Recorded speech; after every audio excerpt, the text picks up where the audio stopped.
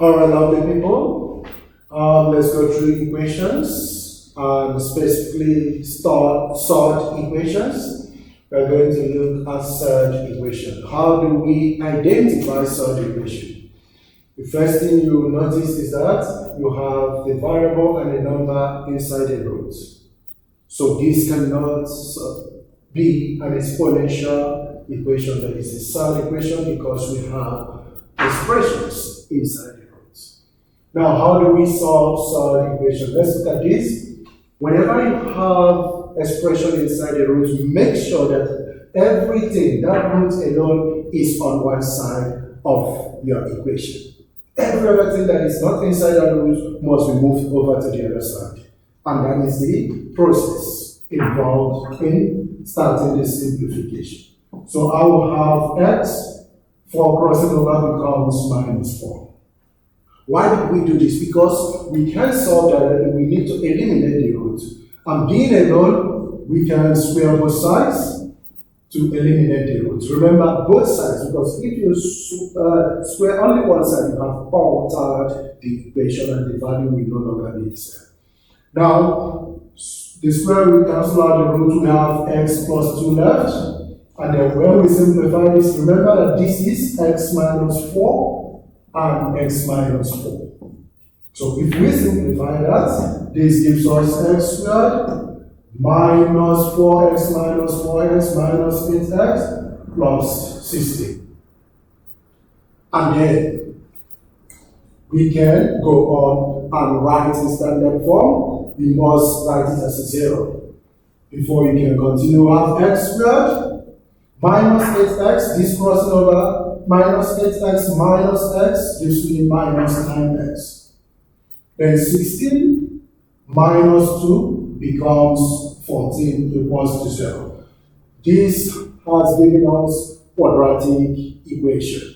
And let's check if it's factorizable. If it's not factorizable, we employ the use of quadratic formula. But we have to check first. How do we go about this? We look for two numbers, and when you add them, it gives you the middle term. And when you multiply the same two numbers, including their signs, it gives you the mass term. So here I will have x minus 7 and x minus 2. Because minus 7 minus 2 gives me minus 9. Minus 7 times minus 2 gives me plus 14. So these are the factors to this expression. So with this, I can say, if I equate individual, this is product of factors and it is equated to 0. Product of factors equated to 0. Now, if I equate individual brackets to 0, I will have x equals to 7, because it's x minus 7 equals to 0, x equals to 7, and I will also have x equals to 2.